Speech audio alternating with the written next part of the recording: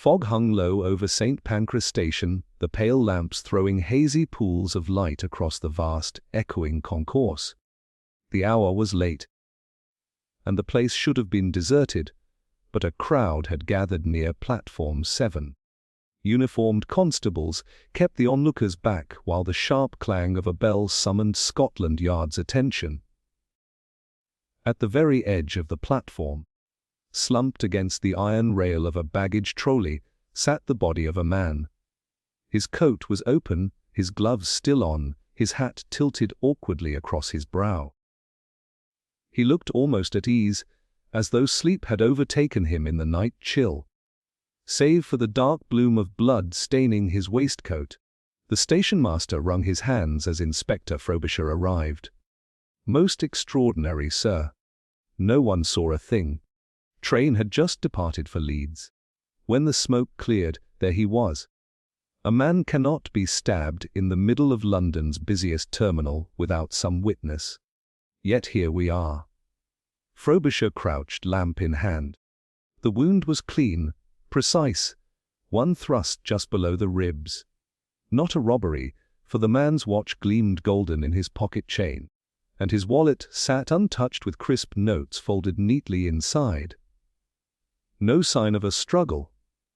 Stranger still was the object pressed beneath his right hand, as though he had clutched it in his dying moments, a railway ticket, punched for departure, but with no destination printed. The stub was blank, an impossibility in railway record keeping. "Who is he?" Frobisher asked. "No identification," the constable replied. "No papers, no calling card. Clothes are of good cut. Savile Row, I'd wager. He's no common drifter." Frobisher studied the blank ticket again, a puzzle piece that refused to fit. A murdered man on a crowded platform, with not a soul to claim him nor a clear motive in sight. Too simple, and therefore impossibly complex. Witnesses were brought in. A porter who swore the man had not been there minutes before the train left. A woman in a feathered hat certain she saw him conversing with someone near the bookstall, a clerk who thought he recognized the face but could not place it. Each tale contradicted the last, as though the fog itself had muddled memories. By midnight the body had been taken to the mortuary, and Frobisher paced the draughty waiting room with the station-master, piecing scraps together. The man's pockets contained nothing but the blank ticket, a pair of cufflinks monogrammed with an unfamiliar R.L., and a small piece of folded paper torn ragged at the edges. Written in hurried script were only 2 words: 7th hour. The doctor declared that death had occurred no more than 20 minutes before discovery. 20 minutes in which trains had departed, passengers had surged and ebbed, and not one pair of eyes had seen the fatal blow struck. No murder weapon was found, nor any blood trail upon the platform. Morning brought no answers. The newspapers pounced upon the tale, christening it "The Murder on Platform 7", delighting in the mystery of the blank ticket. Speculation ran wild. A foreign spy silenced before his rendezvous, a duel concealed beneath the smoke, a wealthy man fleeing scandal only to meet death in transit. Frobisher, unshaken by headlines, pursued facts. The monogram on the cufflinks was traced by discreet inquiry to a Roland Leigh, a barrister of Lincoln's Inn. Yet Leigh had been found drowned in the Thames 6 months prior. His death ruled a misadventure after a late night walk gone wrong. Why then should his monogram adorn the victim of Platform 7? The coroner's report added a further layer. The blade that had pierced the man's chest was unusually narrow, almost surgical, entering clean between ribs without tearing fabric beyond a single neat slit. A professional hand, perhaps, or one practiced in anatomy. Frobisher returned to the platform the next evening, walking the length of the cold stone edge. He paused near the bookstall, noting the arrangement of lamps. The sightlines broken by steam and shadow.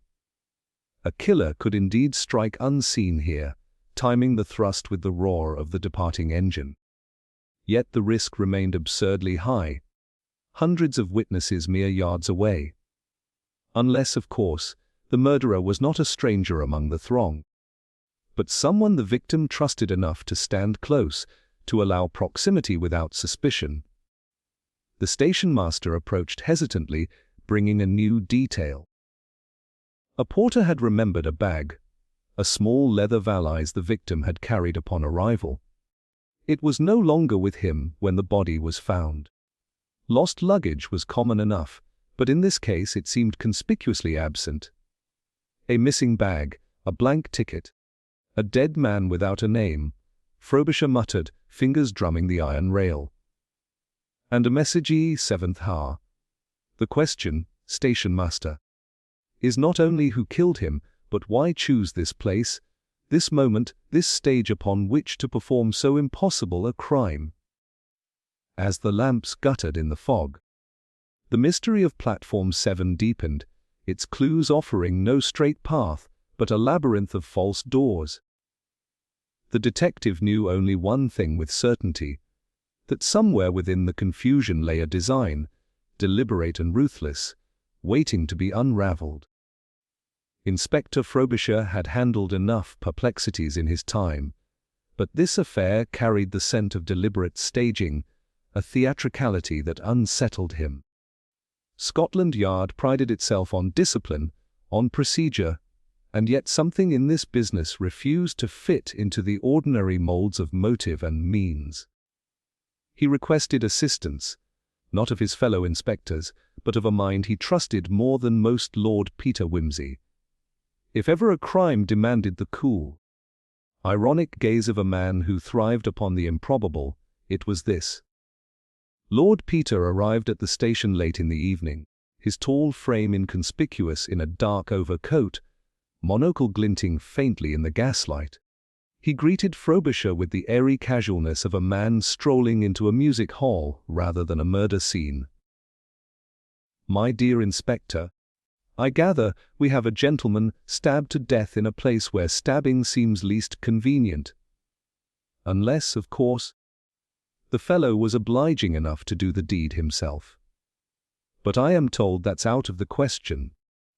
"Quite out of the question," Frobisher muttered. One clean thrust, from behind and at close quarters. No weapon recovered. And the crowd swears blind they saw nothing. Wimsey surveyed the platform, his gaze not fixed upon the obvious. The patch of stone where the body had lain, the bustle of railway staff, but wandering lightly over shadows, rails, and the forgotten corners others overlooked. He paused near the bookstall, plucking a newspaper from the rack. "These headlines are frightfully eager. Don't you think?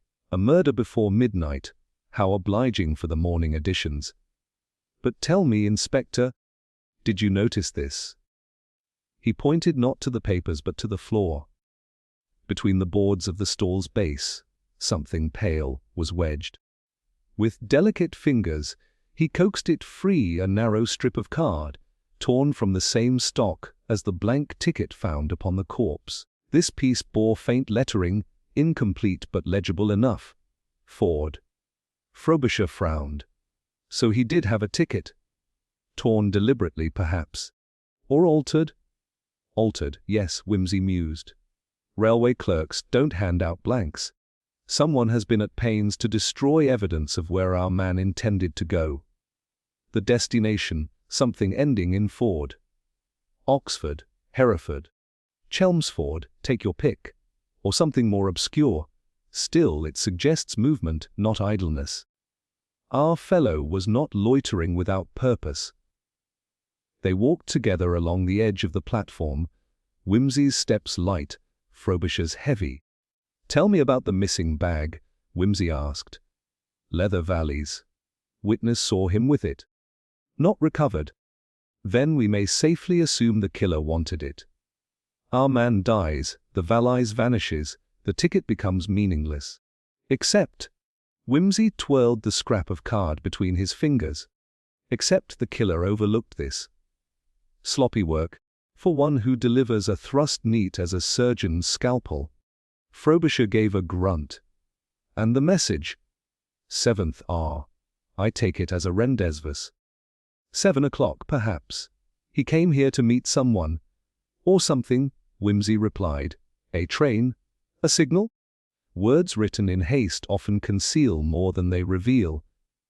The inspector had arranged for the station staff to be interviewed again.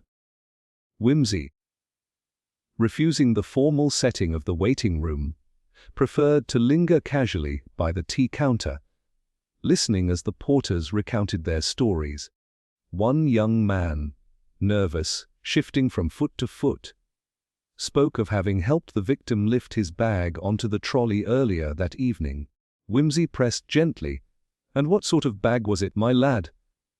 Did it bear initials? The porter hesitated.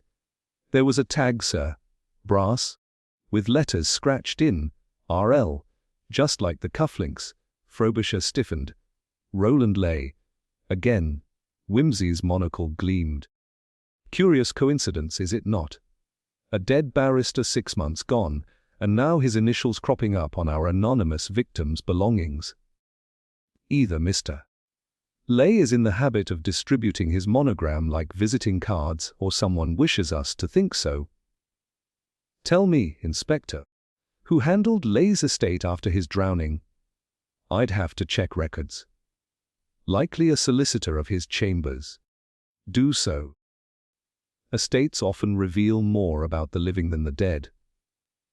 Another witness was brought in, the woman in the feathered hat, who insisted she had seen the victim speaking with a companion. She described the other man as tall, wearing a dark coat and carrying an umbrella, nothing remarkable for London. Yet Whimsy noted the tremor in her voice, the darting of her eyes toward the constables. My dear madam, he said lightly, you seem distressed.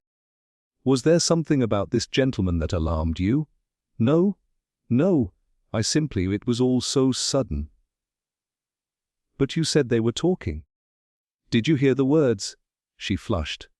No. Only that the man glanced about before walking away. Whimsy bowed gallantly and let her depart. When she was gone, he murmured to Frobisher, she is lying. Not inventing, mind you. She truly saw the victim with another. But she withholds something. Perhaps from fear. Fear of recognition, fear of implication.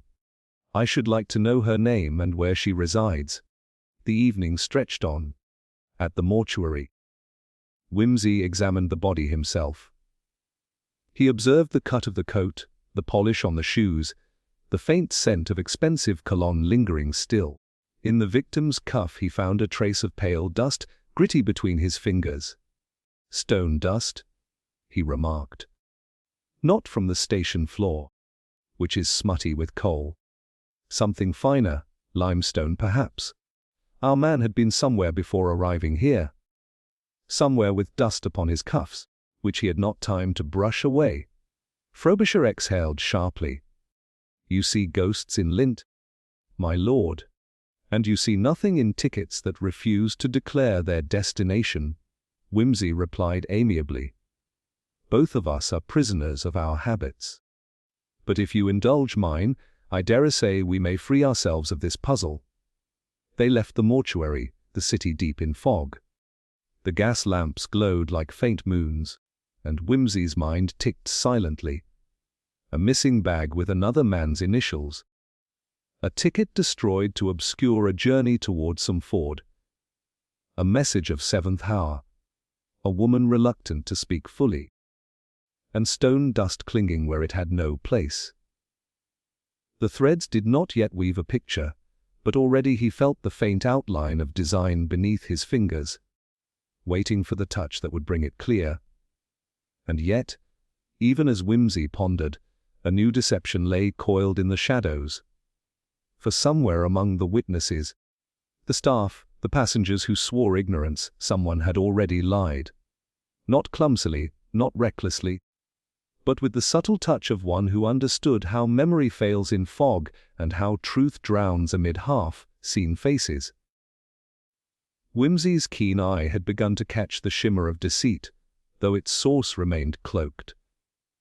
What struck him most was not the murder itself, but the choice of stage. A crowded station, the press of travelers, the tumult of trains, all too public for a quiet killing. Why here? Why then? Unless the killer desired not invisibility, but the illusion of impossibility.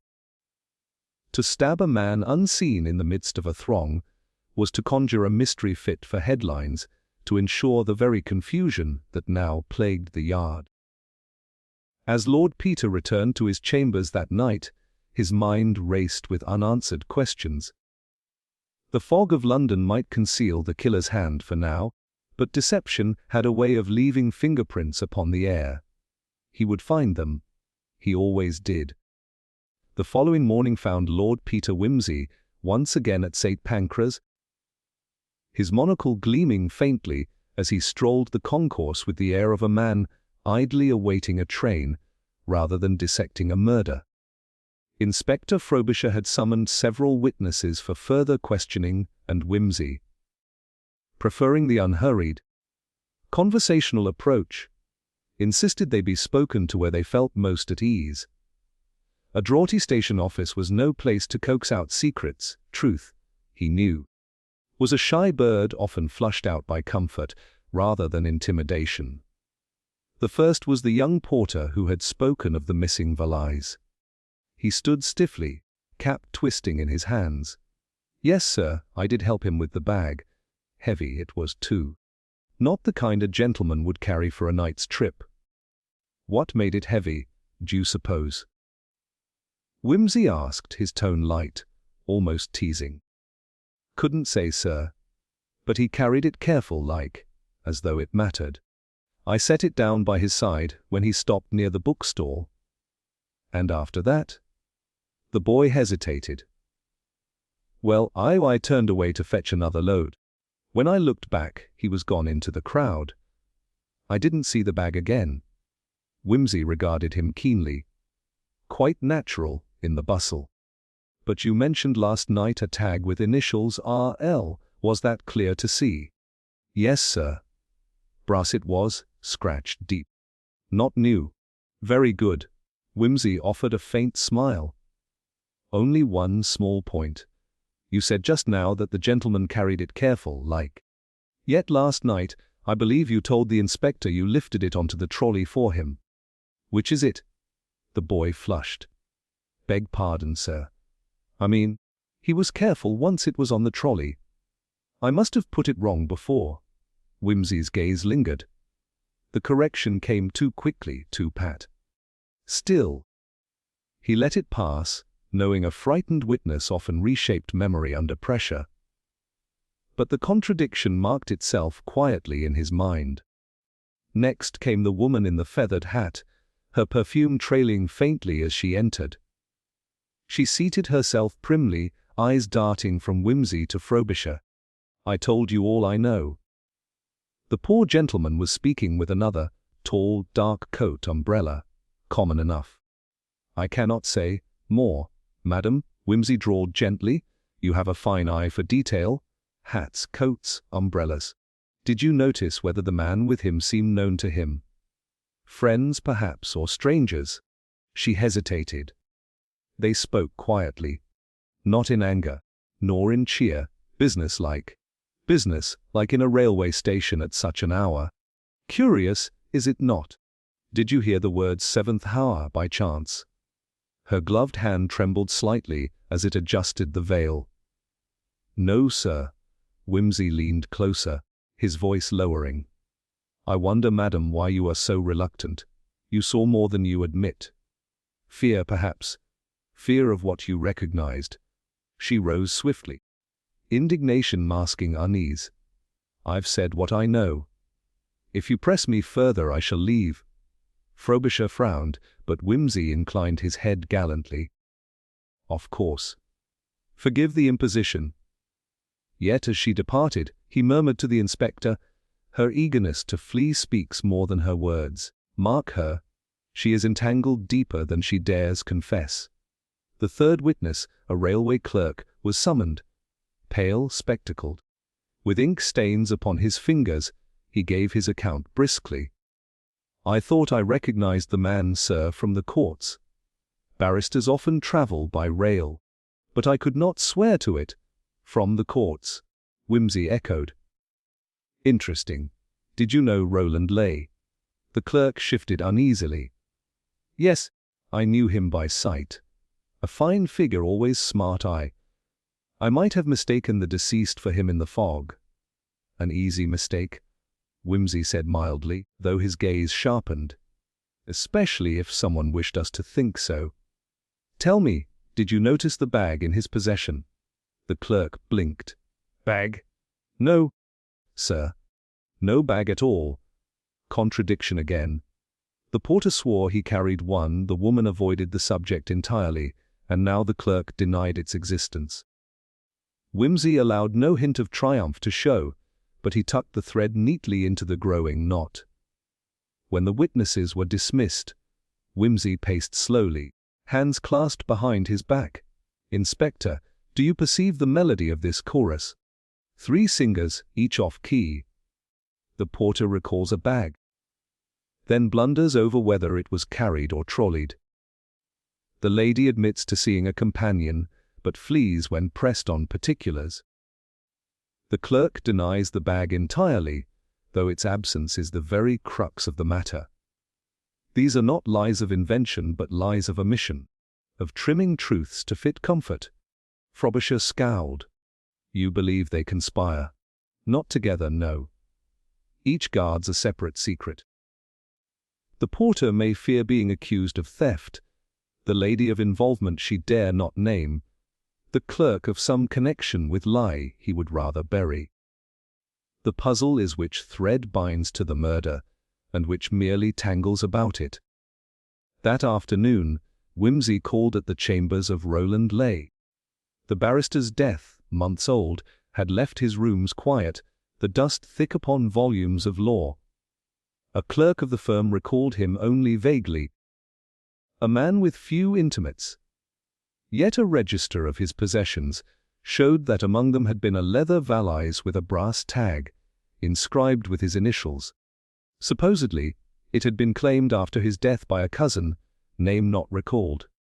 Whimsy examined the ledger.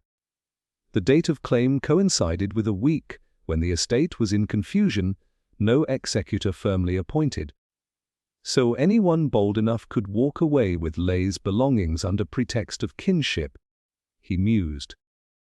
And among those belongings, perhaps, something that mattered enough to kill for. Returning to his chambers, he reviewed the fragments, the bag, the blank ticket, the message of 7th or, the stone dust on the cuff, the woman's evasions, the clerk's denial. Deception layered upon deception. Not random but deliberate. He felt the shape of it closing in. The victim had come to St. Pancras for a meeting, carrying Leigh's bag. Someone sought to retrieve it, and in doing so, struck him down. The witnesses each knew a sliver of the truth, but fear, guilt, or self-preservation made them twist their tails. As night fell, Whimsy lit a cigarette, staring through the smoke. Somewhere behind those half-truths was the hand that had driven the knife with surgical precision. He knew the lies would unravel in time. The trick was to tug the right thread, and the tapestry would fall apart, revealing the design beneath. Lord Peter Whimsy had long ago learned that murders were rarely committed in a vacuum. Blood was never spilled without cause, and causes, however obscure, always left traces. The trouble with the affair on Platform 7 was not the absence of motives but the surfeit of them. Each witness, each contradiction, carried the scent of some hidden agenda. Yet none aligned neatly with the others. The case was not a single path, but a labyrinth where greed, fear, and vengeance twisted upon themselves, until one could not tell where truth began and deceit ended. At breakfast the following day, Whimsy unfolded the morning papers. The story had grown lurid overnight. Barrister's ghost returns, Roland Leigh alive, screamed one headline. Mystery of the vanishing bag, declared another. Already the press hinted that the dead man upon platform 7 was none other than Leigh himself, risen from the Thames to meet a second, stranger death. Wimsey smiled thinly. The press, bless 'em, will always trade in ghosts when flesh and blood answers prove too tedious.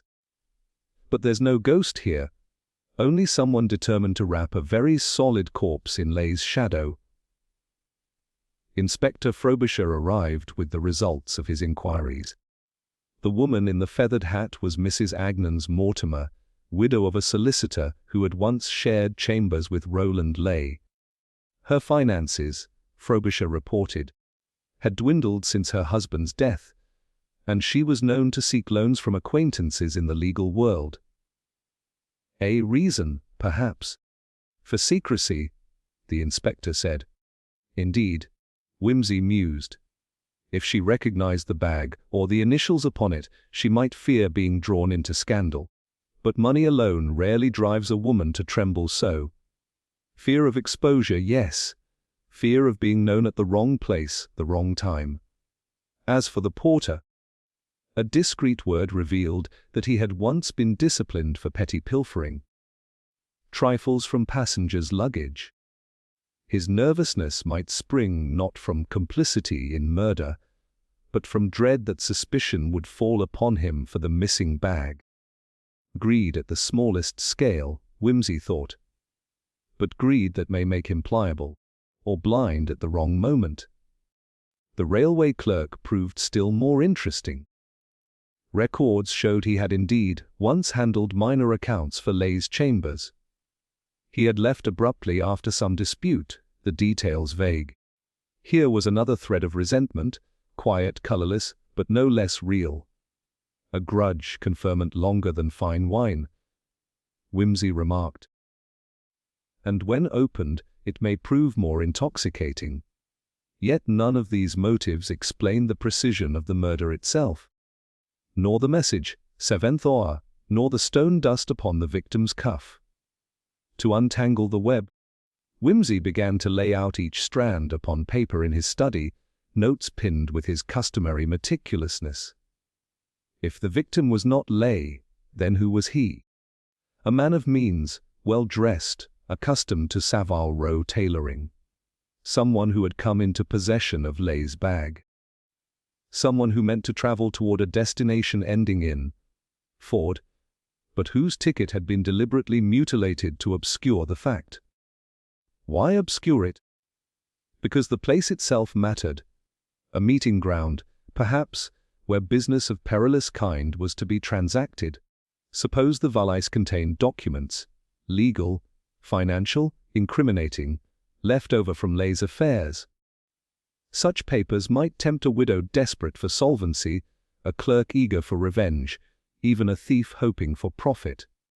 But if so, why kill the man who carried them? Rather than simply rob him unseen, why strike with surgical neatness in so public a place?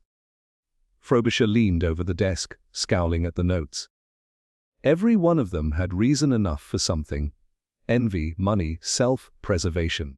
But none had reason enough for murder. Precisely, Wimsey replied. It is the surfeit of motives that misleads us. A man with too many enemies is sometimes killed by none of them. Instead, a stranger enters the tale. Consider, Inspector. What if our victim was not the intended quarry at all, but a courier, a messenger carrying something vital? The bag, the ticket, the meeting at the 7th Hall, all point to business unfinished. That afternoon they returned once more to Mrs. Mortimer. Wimsey, abandoning courtesy, pressed her firmly.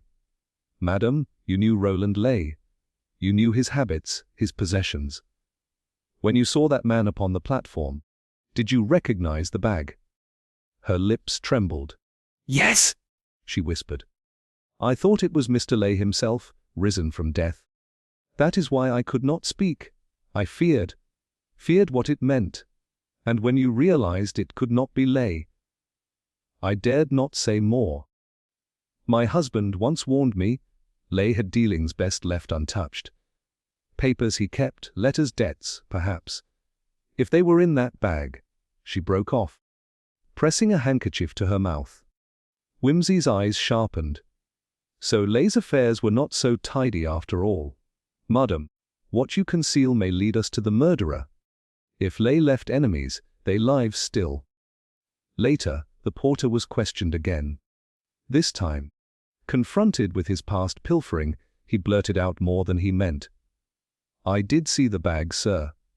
A gentleman came after, tall, coat collar up, and he took it, said he was with the owner. I thought nothing of it, better not meddle, but then I heard of the murder and I kept quiet. Tall, coat collar up, Frobisher repeated grimly. Matches the lady's description of the man with the umbrella? Not quite. Whimsy corrected softly. Umbrella may have been fancy, but the collar was detail she omitted. Still, both accounts point to the same figure. The bag was the prize. The man with the coat the taker. Our victim died soon after. The clerk was the last to be pressed. Cornered by evidence of his old dispute with Leigh, he admitted to resentment. He ruined me. The man spat, pale-faced, trembling. Dismissed me without reference. I could not find work after. But I swear, I did not kill that man. I saw him, yes, but I turned away. When I looked again, he was gone into the fog. Whimsy studied him with cool detachment. Perhaps you speak truth. But mark this, your denial of the bag was false. That alone makes you complicit in deception, if not in murder. Ask yourself why you feared to admit it. By evening, the maze of motives lay clearer. Mrs. Mortimer feared exposure of Leigh's old secrets. The porter feared blame for the bag's disappearance. The clerk feared his old grudge would condemn him. Each twisted their testimony to shield themselves, and in so doing, obscured the single figure who mattered. The tall man with the collar turned up, who had carried off the valise. The crime was no random act of greed. It was targeted, deliberate. Performed with the precision of one who knew what the bag contained and could not risk its delivery to the appointed meeting. The victim had been only the bearer. The bag was the true objective. And somewhere in the dust of Leigh's past lay the key to why it mattered enough to kill for. Whimsy extinguished his cigarette, the smoke curling upward like fog on the platform. Inspector, he said quietly, we have not one motive but a whole chorus of them. Yet behind the noise, there is a single voice we must hear. The voice of the man who walked away with the bag. Until we find him, all else is smoke. The following morning dawned grey and damp, as though London itself meant to smother the embers of curiosity with its endless fog. Yet St. Pancras bustled more than ever, reporters lingering about the platforms, eager to seize any scrap of scandal. Inspector Frobisher, flushed with what he believed a triumph, sent for Lord Peter Whimsy at once. We've got him, Whimsy, he declared, his heavy jaw set with satisfaction. The railway clerk. Proof enough now. He was seen near the luggage office at the very hour of the crime. One of the attendants swears he tried to pawn off a bag matching the description. A leather valise with brass corners. No later than half an hour after the body was found. He was turned away, of course, but the attempt condemns him. Greedy fellow, carrying old resentments against Leigh, and when chance placed Leigh's belongings in his grasp, he took them. Murdered the courier and sought to profit. Whimsy listened without interruption, his monocle glittering as he studied the inspector's proud bearing. Proof, he murmured at length, is a mighty word, Inspector. You are sure the attendant's memory is sound? Positive. The man is steady, long years in the service. He recognized the clerk's face without hesitation. And the bag, was it found in his rooms? Not yet. Frobisher admitted. But that is a matter of time. We've men searching now. When it turns up, the case will be wrapped neatly." Whimsy inclined his head, his smile faint and unreadable. "Neatness is always attractive, Inspector. Yet one fears a case tied too tightly may conceal what does not fit inside." Later that day, the arrest was made. The clerk, pale and trembling, protested his innocence, but his words were drowned by the clamour of satisfaction. The press hailed Scotland Yard's swift resolution. Railway clerk unmasked as murderer, bag of secrets leads to capture. Crowds gathered outside the station, demanding details. But Whimsy, though outwardly unperturbed, felt a growing unease. The clerk's motives were plausible, his lies undeniable, yet the murder itself, swift, silent, and executed with a blade narrow as a surgeon's, did not suit a petty thief turned desperate. Whimsy could not imagine the timid, ink-stained man plunging steel with such precision, nor could he reconcile the 7th hour note, the stone dust, or the mutilated ticket with so ordinary a crime. That evening he visited the gaol, where the clerk sat hunched upon a wooden bench.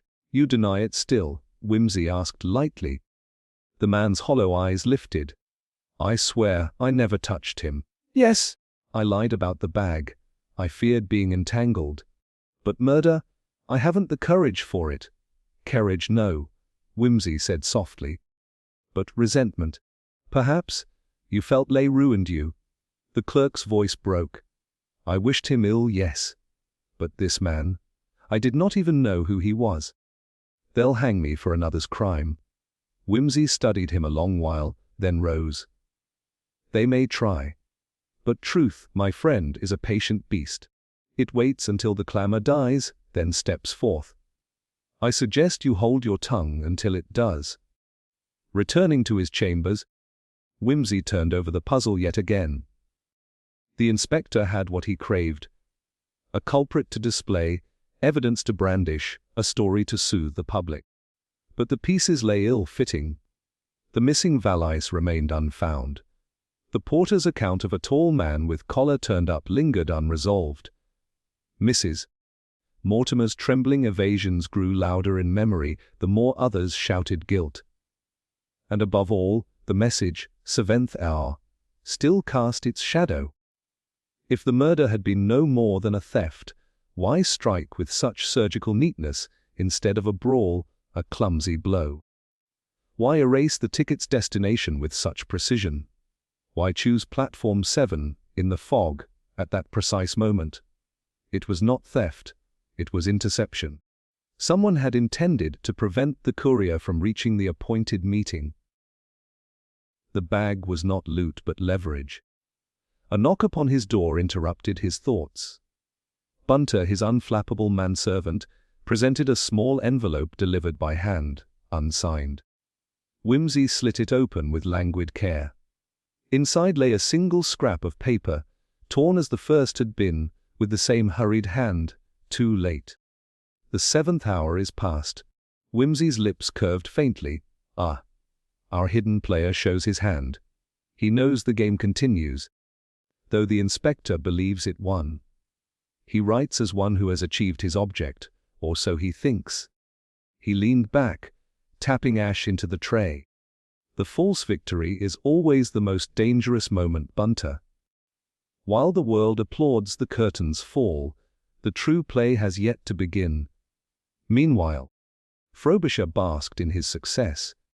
He paraded before the press, declared the case solved, and assured all that justice would be swift. Yet the very swiftness troubled Whimsy. It was too soon, too clean, and the shadows had not yet shifted as they must when a guilty man is struck down. The real criminal, he knew, was still at large, watching, perhaps even smiling at the spectacle of a hapless clerk made scapegoat. And somewhere, hidden in fog and stone dust, the missing valise remained, its contents unknown, its purpose unfulfilled. The murderer had not killed for nothing. The bag was the key. Until it surfaced, the crime could not be declared solved, however loudly the Yard proclaimed its triumph. Whimsy sat long into the night. The city's fog pressing against the panes, the scrap of paper lying before him. Too late, it read. But in murder, as in chess, late moves often prove decisive. The 7th hour had come and gone, but the true hour of reckoning was still to strike. Whimsy did not sleep that night. He sat in his armchair, the lamp casting a pale circle of light over the table where his notes lay scattered. The words on the torn scrap, too late. The 7th hour is past, pulled at him like a thread leading into darkness. Whoever had written it knew more than Scotland Yard, more than the newspapers, perhaps even more than the man now in custody. The clerk, guilty of lies, might yet be innocent of murder. Whimsy had learned long ago that lies were not always the children of crime, they were often the orphans of fear. It was near dawn when his mind, turning restlessly over the matter, lit upon a memory. Roland Leigh, the drowned barrister, whose name haunted every corner of this case. Whimsy recalled that the newspapers had once made much of his death. The body dragged from the Thames after weeks in the water. The inquest that concluded accidental drowning, the quiet burial. And yet, at the time, Leigh's affairs had been whispered to be less respectable than they appeared. Old cases, half forgotten, tied to him with threads of scandal. Whimsy rose and fetched the files he had kept, a habit of his to store away reports of deaths that seemed too neat. Among them, he found it.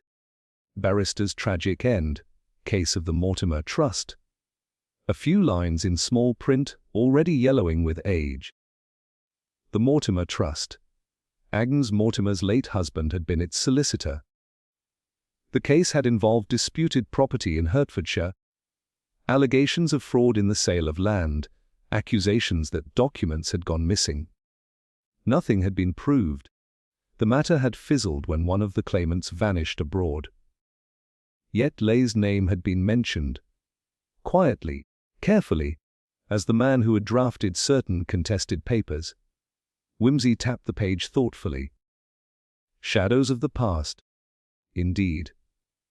By noon he was at the British Library, leafing through bound volumes of court proceedings. The Mortimer Trust appeared again. A tangle of estates and disputed wills, one claimant insisting he had been defrauded of his rightful inheritance. The case had ended without resolution, but not without bitterness. The name of the missing claimant surfaced once more: Richard Latham, a man who had accused Leigh and Mortimer of conspiring against him, who had sworn revenge and then disappeared. R.L. The initials on the brass luggage tag. Whimsy sat back, the pages rustling faintly as he closed the volume. The fog of the present crime cleared enough to glimpse the outline beneath. Leigh had drowned, but his ghost lingered in the form of his possessions, his papers, his bag. And that bag, carried now by a dead man at St. Pancras, bore the mark of Richard Latham. When he returned to Scotland Yard, Frobisher was in high spirits, convinced of his case against the clerk. "We'll find the valise yet. He's hidden it well." "Perhaps," Whimsy murmured. "But Inspector, humour me. Look into Richard Latham. He vanished years ago, but I fancy he has stepped upon our stage once more." Frobisher snorted. "Dead, most likely. Men who vanish usually are." "Not always," Whimsy said. "Sometimes they return when the hour is ripe. And sometimes they return in another man's pocket, stamped upon a tag of brass." That evening, Whimsy sought out Mrs. Mortimer again. She received him reluctantly, her fine house now shabby at the edges, curtains faded, carpets worn. He wasted no time on courtesy. "Madam, you knew Richard Latham." Her face drained of color. "That name. Why do you speak it?" "Because it is the key to this affair. You and your husband once handled the Mortimer Trust. Latham accused you both of fraud. He vanished. But I believe he has not vanished altogether." She sank into a chair, trembling. "You do not understand. It was years ago.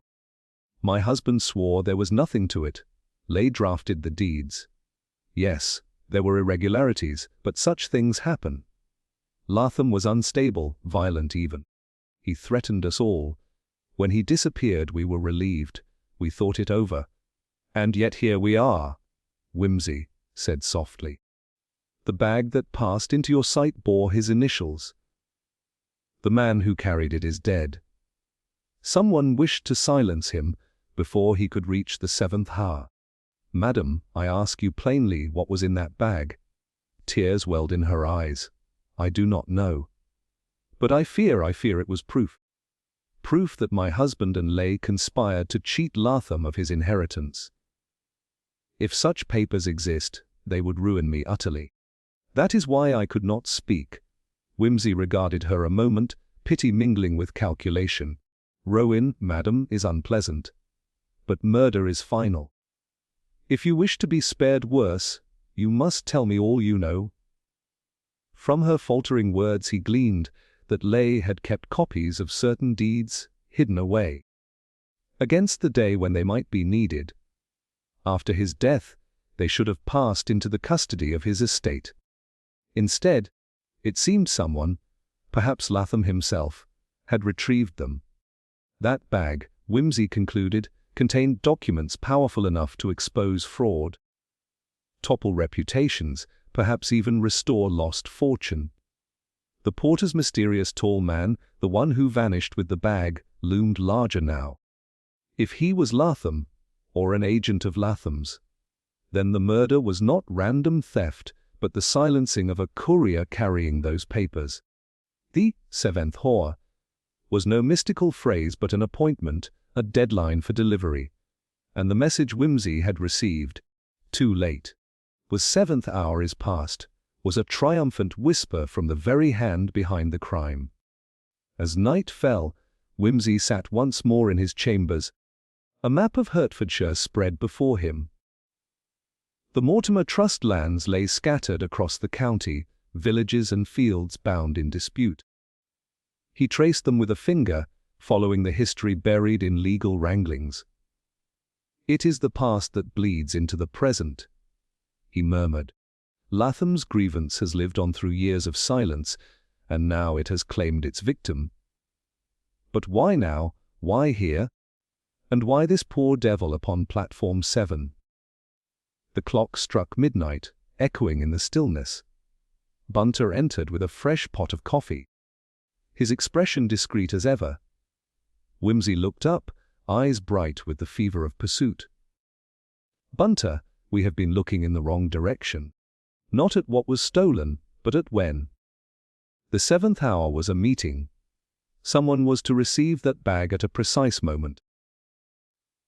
Our victim was not killed for carrying it, but for failing to deliver it. And the man who stopped him knew exactly what he carried, and why it mattered. He rose, pacing the room, the map fluttering in the draught. Shadows of the past, Bunter. Shadows that walk in the present. Richard Latham has returned, or if not he, then someone carrying his cause. And until we bring that shadow into the light, this business is far from over. Lord Peter Whimsy had always distrusted neat stories. Whenever the world rushed to applaud a tidy ending, he found it wise to tug at the edges and see if the seams unraveled. The case of the murder on Platform 7, with its missing valleys and its echoes of the Mortimer Trust scandal, bore all the marks of a tale stitched in haste. Inspector Frobisher was content to parade his prisoner before the press. Whimsy, by contrast, preferred to prod gently at the fabric until something tore. The problem was that the suspects, Mrs. Mortimer, the porter, the clerk, were wary now, their lies rehearsed, their nerves taut. If pressed too directly, they grew defensive, hiding behind silence or indignation. What was needed was not another interrogation, but something subtler, an experiment in psychology, a test to reveal what words alone could not. It was over luncheon with Bunter that the idea came. Whimsy, nibbling at a cold grouse, remarked, People lie with their tongues, my dear Bunter, but rarely with their reflexes. A well-placed shock will trip them into truth before the mind has time to intervene. Very good, my lord, Bunter replied gravely. Might I suggest that paper scrap, the one delivered by hand, with the words "too late"? The 7th hour is past. It might serve as a lever, if shown unexpectedly. Whimsy's eyes lit. Just so, a stage property, produced at the right moment, can reveal more than a week of questions. That afternoon, he arranged for the suspects to be gathered once more at the station office, ostensibly for the formality of confirming statements. The porter fidgeted in a corner, Mrs. Mortimer sat stiff and pale, and the clerk, gaunt and defeated, kept his eyes fixed on the floor. Frobisher presided, his manner brusque, but allowed Whimsy the floor with a wave of his hand. My friends, Whimsy began lightly, you have all been most helpful in this wary affair, though each of you, in your kindness, has withheld some part of what you know. I do not reproach you, truth is a fragile bird, easily frightened from the hand.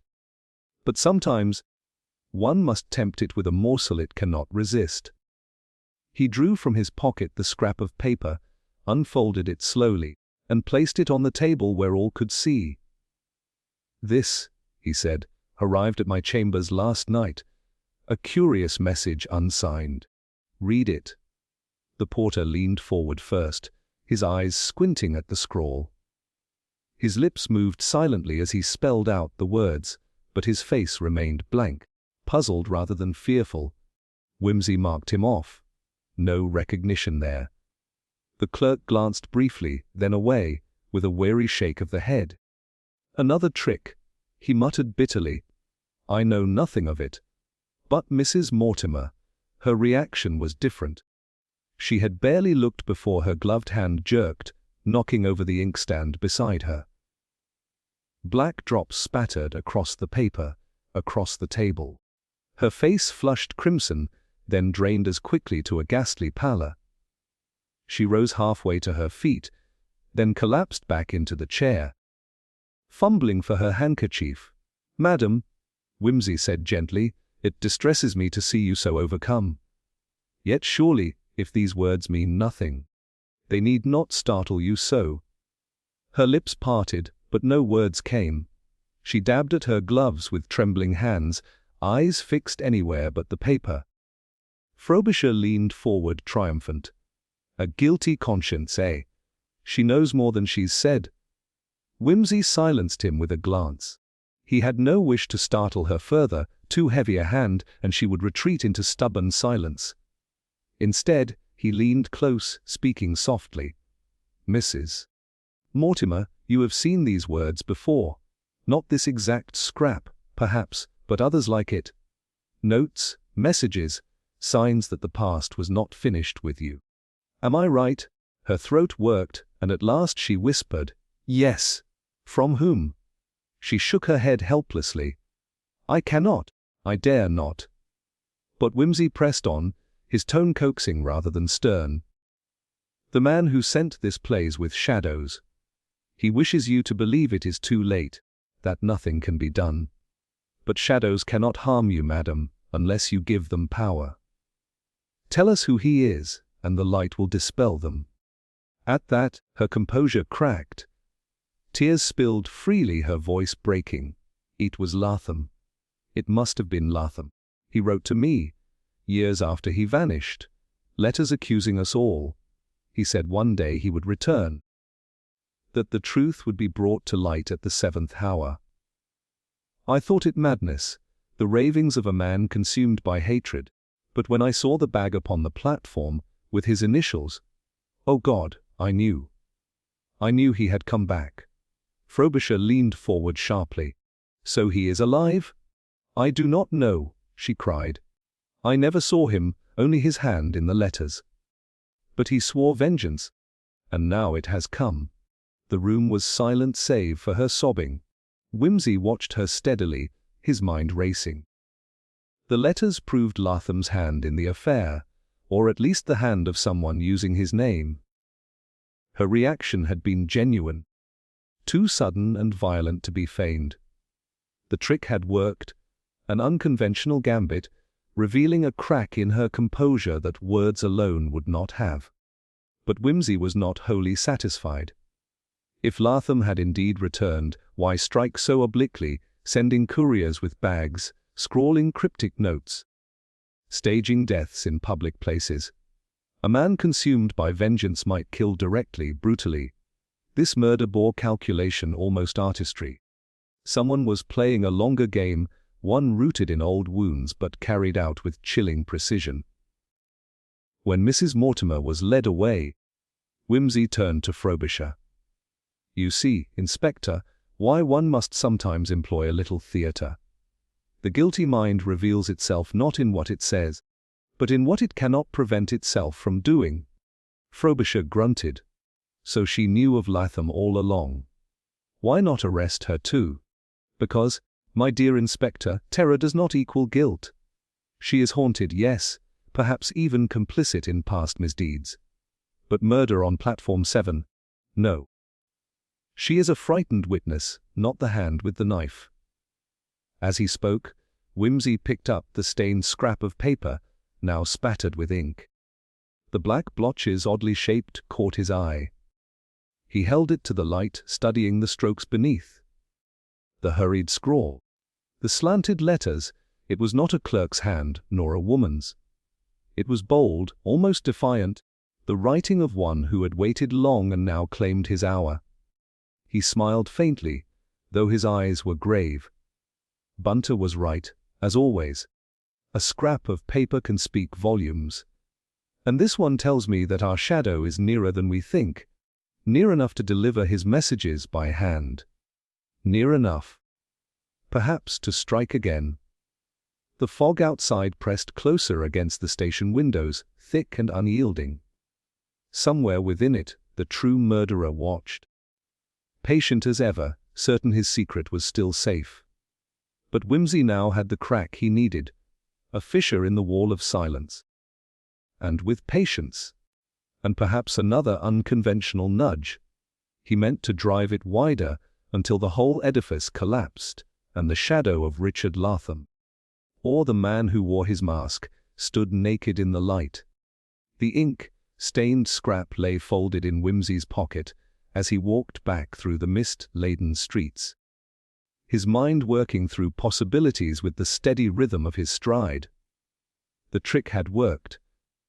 Mrs. Mortimer had cracked, admitting to letters from Latham. Revealing his shadow still haunted them all. Yet even as he replayed the moment, he felt the faintest prickle of unease. If the mysterious sender of notes could place one upon his desk unobserved, what else might he do? It was no longer a matter of pursuing clues. The clues themselves might be in danger. That evening, he summoned Bunter to his chambers and laid out the stained scrap, the cufflinks, and his careful notes upon the table. "Guard these," he said quietly. "There is a mind abroad in London that delights in removing evidence as neatly as it removes men. I would not put it past him to tidy away anything that inconveniences him." Bunter inclined his head gravely. "I shall keep them in the locked case, my lord, and not let them out of sight. But even foresight can be outplayed."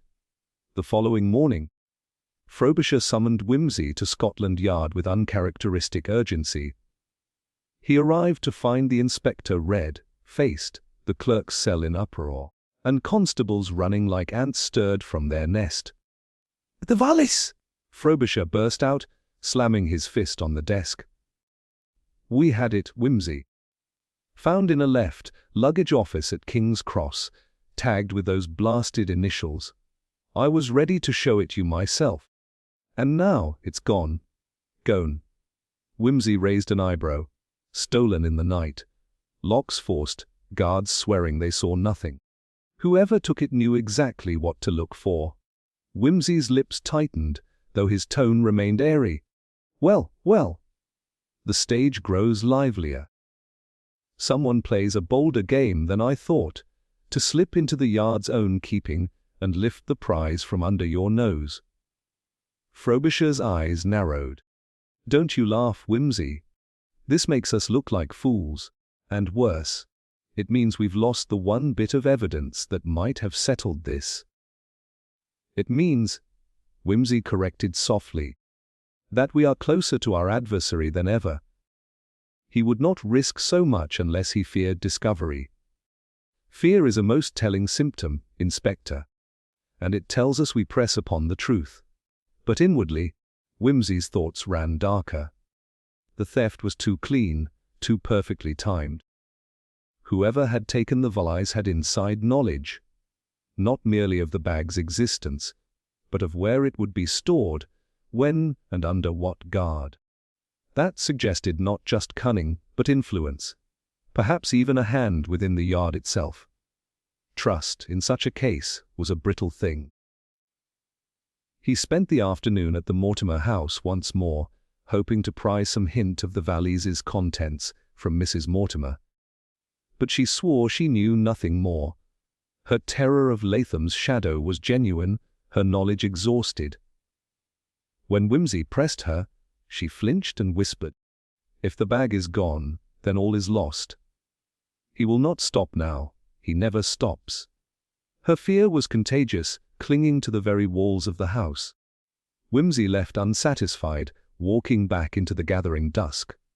His mind replayed the details, the missing valise, the letters, the initials, the vanished man. If the valise contained deeds, as he suspected, then its destruction or concealment served one purpose only: to bury the truth of the Mortimer Trust scandal forever. And yet, its recovery and reappearance, only to be stolen again, smacked of a calculated theatre, designed not merely to hide but to unsettle, to keep the hunters chasing shadows. Late that night, as he sat reviewing his notes, Bunter appeared with a strained look. "My lord, I regret to report, the cufflinks are missing." Whimsy froze. "Impossible. You had them in the case." "Yes, my lord. I opened it not an hour ago, to check upon the contents. The scrap remains, but the cufflinks are gone. The lock was not broken. The case was not forced. I cannot explain it." For the first time in days, Whimsy's composure slipped. If the thief could penetrate even his private chambers, the net was drawn far tighter than he had allowed himself to imagine.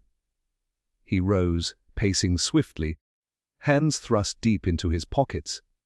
"So, the valise is gone, the cufflinks vanish, and only this stained scrap remains," he muttered. "We are not chasing a clumsy villain, Bunter, but a master of erasure. He leaves corpses and whispers, but wipes away the paper trail as neatly as chalk from a slate." Bunter, calm even in alarm, asked, "Do you suppose, my lord, that he means to strip us of every tangible proof, until only men's words remain, and those he can twist?" "Exactly so," Whimsy said grimly. "He fights not in the open, but in the silences between. And yet, in his haste to tidy, he leaves traces. The absence itself speaks volumes. We must listen to what is missing, Bunter, as much as to what remains." The thought steadied him, but the weight of the game pressed heavily. Somewhere in London, a man moved unseen, stealing, altering, striking when least expected. The evidence bled away under his hand, and with it, the solid ground on which truth might stand. Whimsy knew he must move faster now, before the last clue was plucked from his grasp, before even the memory of the crime was erased. As the clock struck 2, he stood at the window, the fog outside pale and heavy. "He thinks himself clever," Whimsy murmured. "He thinks he may vanish every piece, every mark, until nothing binds him to the deed. But even shadows leave outlines, Bunter. And I mean to catch this one, if it costs me every scrap I hold." The fog swallowed the city whole, and within it the thief of truths moved again, erasing the trail with each careful step, even as the detective's resolve sharpened against the dark. The fog lay thick across London the following morning, a damp and persistent pall that turned every gas lamp into a hallowed ghost. Whimsy moved through it deliberately, though his thoughts were a flurry of angles, suspects, and missing evidence. The valise, the cufflinks, the letters, all had vanished. The trail was narrowing dangerously, and he knew the thief was clever enough to strike again, and soon. He had barely arrived at his chambers when the knock came, hard, urgent, echoing through the hall. Bunter opened, and a messenger handed over a telegram. The envelope stamped with the unmistakable scrawl of the post office telegraph clerk. Whimsy read it with a rising sense of foreboding. Body discovered at Blackfriars Bridge. Same as Platform 7. Inspector Frobisher waiting. Come immediately. Without hesitation, Whimsy donned his coat, slung a scarf about his neck, and strode through the mist toward Blackfriars. The river below was grey and swollen, its current strong, its waters concealing secrets that London preferred to leave undisturbed. At the bridge, a cluster of policemen cordoned off the scene, and Frobisher stood grim, glancing at the water. The man, Frobisher said as Whimsy approached, was found almost in the same posture as the first victim. Knife wound to the chest, but no sign of robbery this time. He had no bag, no documents. Nothing that identifies him, except this. Frobisher held up a scrap of paper, crumpled and wet at the edges. Whimsy took it, unfolding carefully. The words were jagged urgent. The hour has not ended. You are warned. Whimsy's eyes narrowed. The game accelerates, he murmured. Our friend is no longer content with passive measures. He kills, and he taunts. He wishes us to know he is ahead. The body itself was peculiar. The victim, a man in a heavy overcoat, bore no resemblance to Lay, nor to the clerk. Yet certain traits were repeated, the careful wound placement, the missing personal effects, the absence of fingerprints on the surrounding surfaces. The killer's method was deliberate, a signature, precise, meant to mislead and intimidate rather than simply dispatch. Whimsy knelt beside the corpse, examining the knife wound with the practiced eye of a man who had studied both anatomy and human behavior. See, Bunter, he said. The hand that struck is steady, controlled, not a frenzy born of passion. And yet the display is theatrical. The body left for discovery, the message, the symbolic placement. He wishes this death to speak to us. Do you think it is the same murderer as Platform 7? Bunter asked quietly. Certainly, Whimsy said, his voice calm but tense. Whoever took the valise, who erased our evidence, and now leaves bodies in place of what was lost, is the same hand. The style is identical, surgical, public, purposeful. Only the target differs. He tests our response, measures our reach, and taunts us in the process. Frobisher scowled. So we're being toyed with. And the clerk? Safe enough for now, thanks to the theatrics of our adversary, Whimsy replied. But mark me, Inspector, he will not stop here. He knows we are chasing shadows, and he plays upon our assumptions. As they examined the bridge, a constable ran up, breathless. Sir, there's been a disturbance in Charing Cross Station. Reports of a struggle and a man fleeing into the fog. Whimsy's eyes flickered. Of course. He moves fast, deliberately, sowing confusion. We have two lines of inquiry now, the dead man and the disappearing man. But I suspect they converge. At Charing Cross, the scene was chaotic. Passengers whispered of a tall figure, coat collar up, carrying a small package. Someone had attempted to snatch it, but the figure slipped into the fog and vanished. Whimsy crouched, observing scuff marks on the stone floor, a dropped glove, and the faintest trace of a smell, cigar smoke, not entirely extinguished. Bunter, note this, he said. The thief leaves breadcrumbs, not mistakes. Each trace is intentional, each disappearance a calculation. He wants us chasing phantoms while the real action unfolds unseen. He lifted the glove carefully, turning it over. Inside was a small emblem, a golden key, worn at the edges. Whimsy's mind raced. It was not merely a clue, it was a signature, a deliberate marker to communicate intelligence without speaking. He pocketed it. "This," he murmured, "is communication from the adversary. He wishes us to know he can enter spaces at will, and that no station, no yard, no chamber is safe." Returning to his chambers that night, Whimsy laid out the new pieces: the second murder, the vanished courier at Charing Cross, the golden key, the scrap of paper from Blackfriars. Each spoke a language of precision and misdirection. He traced the map of the stations, overlaying bridges, alleys and foggy streets, seeking a pattern, and then it struck him. The killer's movements were not random. They were designed to mirror Leigh's old travel routes, the paths he might have taken carrying his legal papers, the points where messages could intersect without discovery. The adversary was recreating history, using the past to dictate the present. This was no ordinary criminal. This was a man orchestrating events with knowledge, with patience, and with intent to manipulate the very narrative of the investigation itself. Whimsy leaned back, eyes gleaming in the lamplight. "He is still ahead," he murmured, "but no longer by chance. By understanding the past, and by observing the patterns of these attacks, I can predict his next step. The trap tightens, Bunter, and he is leading us into it willingly. Now it is a matter not merely of discovery, but of prevention. If we fail, another life will pay for our hesitation." Bunter set a fresh pot of coffee on the table, his face grave but composed. "And you think you can anticipate him, my lord?"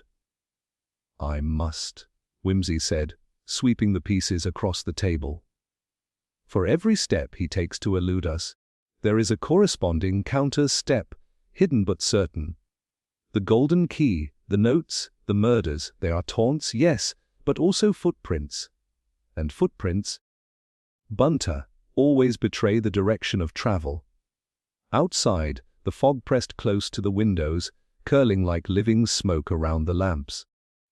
Somewhere within it, the figure moved, confident in his invisibility, patient in his hunt. And Lord Peter Whimsy, standing in the lamplight, knew that the next act was imminent. The stakes had risen beyond recovery of a stolen valise or exposure of past deceit. Now it was a matter of life and death, and the shadow ahead was closing fast. Whimsy spent the next day in near constant motion, retracing routes, re-examining notes, and consulting the maps of London that he had laid across his study table like a battlefield. The second murder, the vanished courier, the stolen valise and cufflinks, and the cryptic messages, all of these incidents, chaotic and menacing as they seemed, were part of a sequence. If only one could discern the rhythm beneath the apparent disorder. Bunter moved quietly about the room, laying out the recovered pieces from the previous days. The scrap of paper from Blackfriars, Mrs. Mortimer's letters, the golden key, and even the porter's original report of the tall man with the upturned collar. Whimsy leaned over the table, eyes scanning each detail, each curve of a letter, each fragment of handwriting. "He leaves himself in plain sight, Bunter," he murmured. "Yet it is so small a thing, so ordinary, that all overlook it. Too bold to hide, too insignificant to notice, a paradox, and that is why he has succeeded." He paused, recalling the porter's repeated descriptions, noting the man's habitual glance at his watch, the slight stoop, the way he adjusted his scarf when uneasy. Then it struck him the courier had been intercepted twice, both times near bridges spanning the Thames, both times at precise intervals corresponding to the tide schedules recorded years ago in Leigh's travel logs. Even the letters, though apparently random in arrival, followed the timetable of trains arriving at St. Pancras and Charing Cross. "That is it, Bunter," Whimsy said, excitement threading his calm voice. "Time is our clue. The villain is obsessed with the past, yes, but also with timing. Every move he makes echoes the habits of Leigh, the schedule of trains, the movements of a man he cannot quite forget. He plans meticulously, leaving chaos only as a farce aid. Observe the pattern, and you understand the path." Bunter's brow creased. "And the golden key? A mark, yes, but more than that.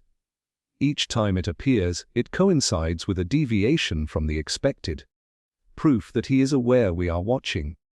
It is a signal, confirming his awareness of our surveillance. He moves as we move, but not without a signature, Bunter. That signature is rhythm, timing, and repetition. He cannot resist it." Whimsy turned his attention to the crime scenes themselves. Platform 7, Blackfriars Bridge. Charing Cross Station.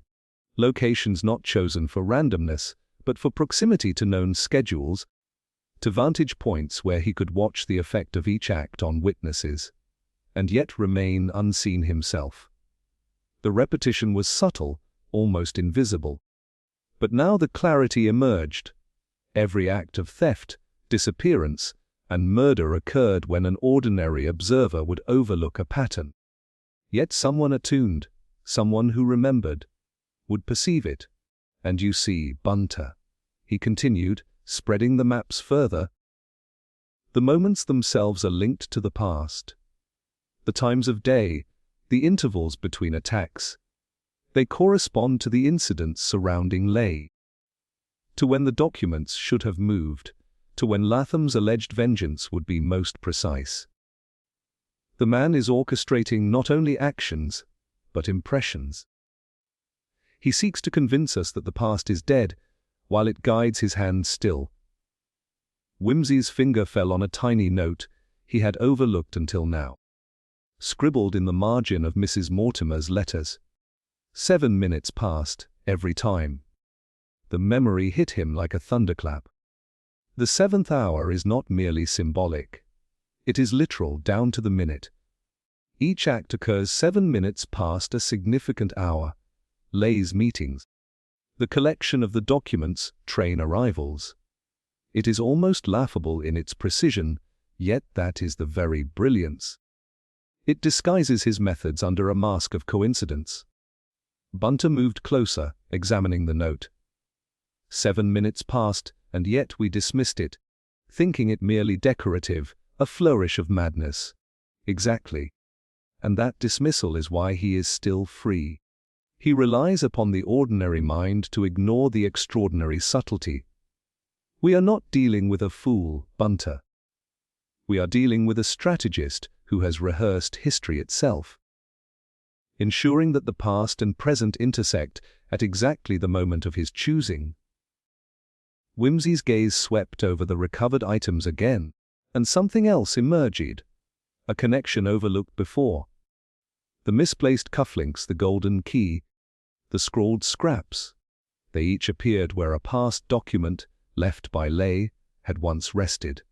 They were markers of location, a breadcrumb trail laid not for casual observation, but for the perceptive mind willing to reconstruct history. The thief had not destroyed the evidence. He had displaced it, leaving traces that mirrored old arrangements. "And there," Whimsy said, pointing at the map, "is the next intersection. Not chosen at random, not at whim. Blackfriars, Charing Cross, Platform 7. They form a pattern of lines drawn through the city. A lattice that only the victim, the courier, and the murderer understood. Now that we know what to look for, we can predict his next move." Bunter frowned. "But my lord, will he not notice we are watching?" "He may, Bunter. But our advantage is that he cannot resist repetition. It is his compulsion, his signature. Patterns govern even the cleverest of men. Once one recognizes them, one can anticipate the next step. And we shall be waiting." A knock at the door interrupted the discussion. A messenger delivered a small, sealed envelope, stamped with no return. Whimsy broke the seal carefully. Inside was a single card, printed plainly, 7 minutes past. Look where it began. He held it up to Bunter. There it is. The final confirmation. Our man is taunting us, yes, but also revealing the geography of his own mind. The solution has been in plain sight all along, hidden not in the deeds themselves, but in the intervals, the repetitions, the rhythm of his madness. Observe the pattern, Bunter, and the shadow that eludes us will step into the light. The fog pressed against the windows as the last traces of the day faded. Whimsy's eyes glittered with resolve, scanning maps and notes, tracing the lattice across the city. Every detail, every seemingly trivial habit, the exact minute of each act, the placement of small objects, the repetition of gestures, now had meaning. The pattern had emerged, and with it, a path toward the true villain. Outside, the streets lay silent, the city breathing beneath the veil of mist. Somewhere within it, the man who had stolen the valleys, staged murders, and manipulated time itself moved with confidence, unaware that his hidden lattice had been traced. And Lord Peter Whimsy, understanding for the first time the full geometry of the crime, prepared to step into that lattice, ready to confront the shadow before another hour, another life, was lost. Whimsy spent the following day in concentrated study, revisiting every piece of the puzzle, every small scrap of evidence, and every testimony he had gathered. The lattice of locations, times, and objects had begun to reveal its shape, and the rhythm of the crimes was no longer a random chaos. He could anticipate the villain's next move, yet he hesitated to act until he fully understood why a man, or a shadow wearing a man's face, would orchestrate such meticulous havoc. Motive had always been the cornerstone of detection, and in this case, it had proved elusive, buried beneath layers of misdirection. He returned once more to the Mortimer household, seeking clarity from Mrs. Mortimer herself. She greeted him with a nervous air, pale and trembling, the weight of the letters and her own knowledge pressing upon her. Whimsy wasted no time on pleasantries, presenting her with the recovered notes, the scraps, and the golden key. "Madam," he said, voice gentle but probing, "I believe you fear not only for your reputation, but for something far deeper. You have concealed knowledge not merely of past fraud, but of the passions that drove these men to extremes. Tell me what you know of Richard Latham's nature, and of the man who has now returned under his shadow." She shivered, clutching her hands together. Latham, he was not merely a wronged man. He was obsessed.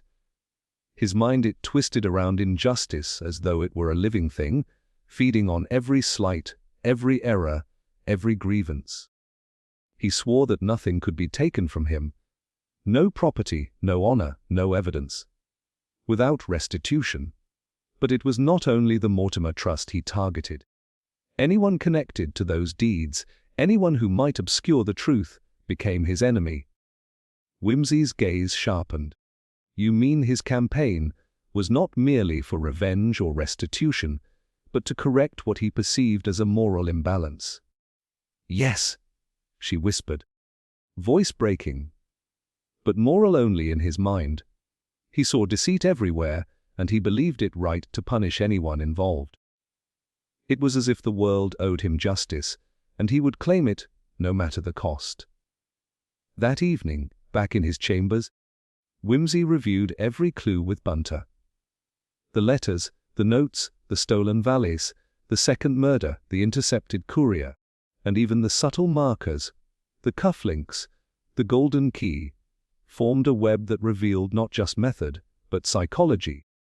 The villain had acted from a deep-seated obsession, a compulsion rooted in perceived injustice. Monetary gain was incidental, fear and control were tools. His attacks were ritualistic, theatrical, almost ceremonial, each one a message as much to the world as to the detective. The man is consumed, Whimsy said softly, tracing the lines on the map again. Consumed by what he considers moral duty. Money, documents, property, these are but symbols.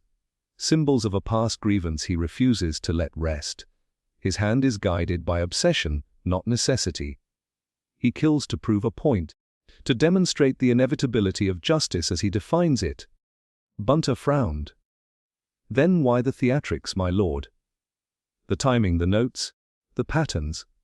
Because obsession demands recognition, Whimsy replied.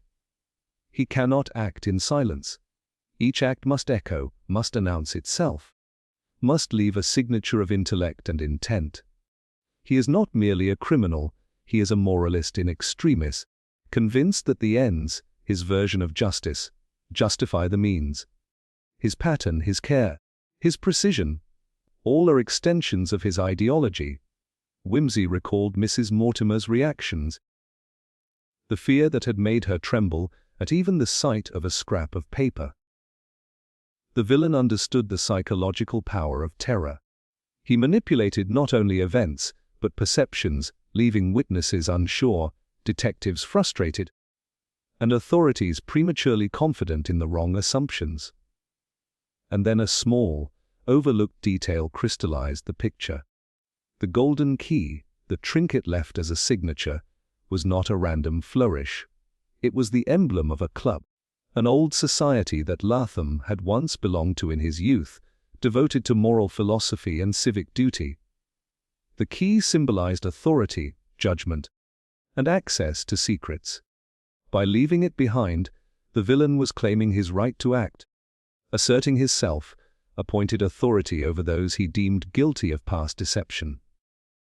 The key is the ultimate statement, Bunter, Whimsy murmured, holding it between thumb and forefinger. He believes himself judge, jury, and executioner. It is why he has gone to such lengths, not simply to hide evidence, but to assert control, to complete a moral ledger. The murders, the thefts, the misdirection, all serve a psychological need to demonstrate his dominion over the truth. Bunter's expression tightened. A dangerous man, my lord. And clever. Yes, Whimsy agreed. Dangerous because he is methodical, clever because he is principled in his own warped sense, and therefore predictable in ways that ordinary criminals are not. Once we understand the principle, the pattern, we can anticipate his next act. But the motive itself, this need to impose moral order, explains why he is willing to risk detection, to manipulate, to kill, all in pursuit of a vision of justice only he can see. The final piece fell into place when Whimsy reviewed the second victim, the man at Blackfriars. This victim had been no accidental passerby. He had once been a clerk in a solicitor's office connected to Lay, complicit in minor deceit regarding the trust.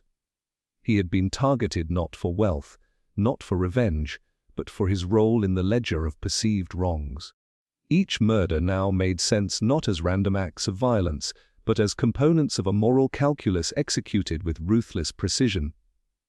Every act, Whimsy said, voice low and intense, was designed to restore balance, according to the villain's code. The thefts, the messages, the murders, each is a correction, a rectification of an imaginary ledger in his mind. He is a man possessed, not by greed, but by righteousness as he defines it. And righteousness, Bunter, is often the most dangerous motive of all. A knock at the door startled them. Bunter opened, revealing a messenger bearing another envelope, this one heavy, sealed with a wax stamp. Whimsy broke it open carefully. Inside lay a single note, written in the same jagged hand. You see now the reason. Justice will be done at the 7th hour. Prepare, detective, or share their fate. Whimsy held the note to the light, eyes narrowing. The shadow confirms what we have deduced, Bunter. He acts from obsession, from a need to impose moral judgment. He does not merely seek concealment. He seeks acknowledgement. The entire affair is not about property or revenge, but about the enactment of his vision of justice. He has drawn us into it, forced us to follow his rhythm, his pattern, his logic. That is why he has eluded capture so far, because we have been chasing acts, not motive. Bunter's face was grim. And now that the motive is clear, my lord. Now, Bunter, Wimsey said, eyes glittering with the keen edge of understanding. We may anticipate the ledger he seeks to balance, predict the hour he chooses for the next act, and confront the shadow with the full weight of his obsession. The motive is revealed, and with it, the path forward.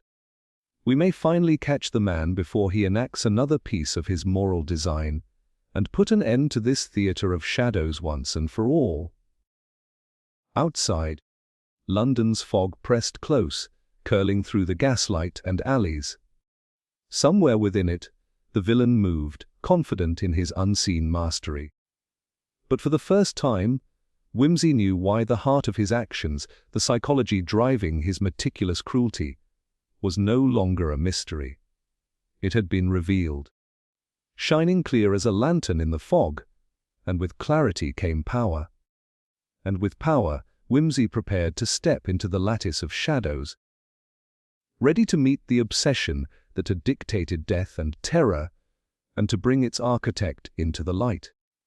The fog that had been London's constant companion in recent days now seemed almost conspiratorial, curling through the gas-lighted streets with a thickness that muffled sound and distorted shapes.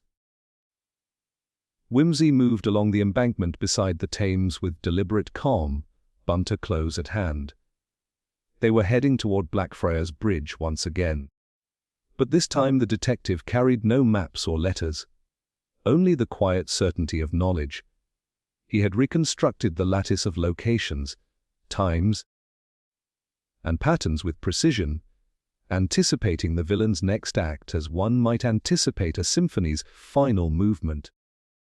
The rhythm of obsession was now predictable, and Wimsey had resolved to confront it directly.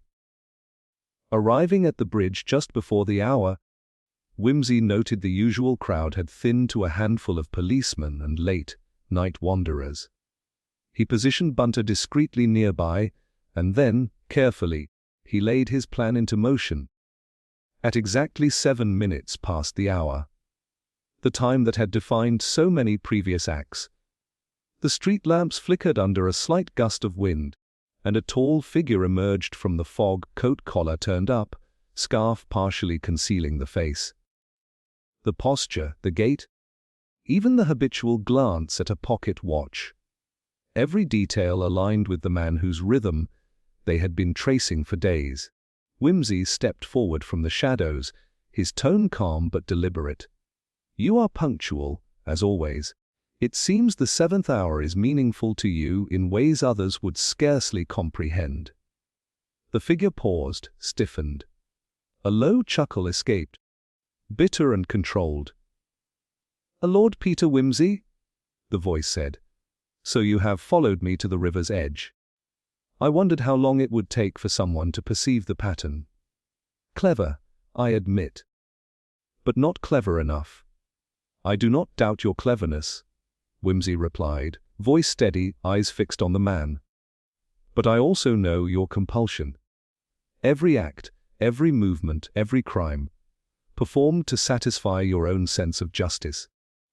And it is that compulsion, more than any physical strength, that allows us to anticipate your next step." The man shifted slightly, revealing a glint of metal at his belt, the knife that had ended 2 lives. "So you presume to judge me?" he asked, tone sharp, dangerous. "You presume to understand what is right and wrong."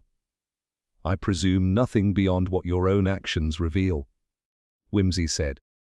"The ledger you have kept in your mind, balancing past grievances with present deeds, has spoken clearly, and yet it is incomplete. I offer you a chance to explain yourself, fully and honestly, before more blood is shed." The villain laughed, a short, sharp sound that carried across the fog. Explain myself. You cannot comprehend it. You cannot see the necessity. You live in a world where law is absolute. Yet here I stand, correcting the errors, rectifying the oversights. You think me a criminal. Yet I am the instrument of justice. Justice, according to your own definition, Whimsy said evenly.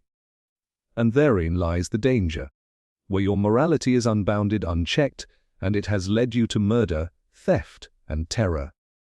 But I have traced your pattern. I know your next move, and I am prepared. The figure hesitated, uncertainty flickering across his features for the briefest moment.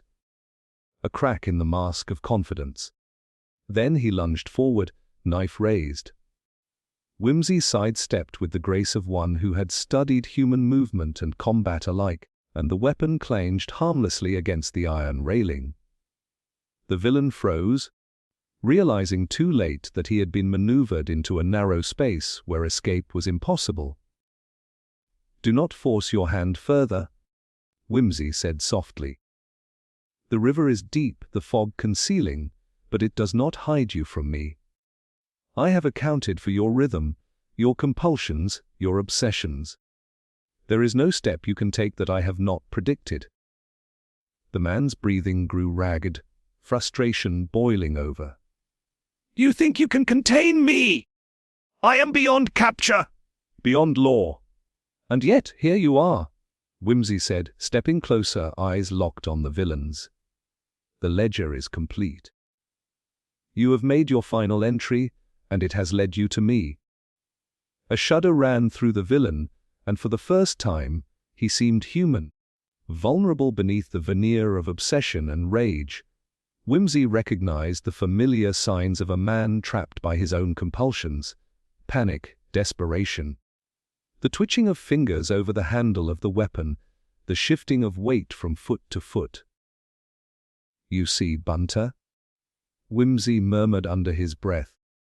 Even the most meticulous of plans cannot resist the weight of human fear.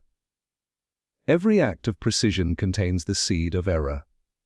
The villain's eyes darted, calculating, and then the knife lowered, almost imperceptibly. You do not understand, he whispered, voice cracking.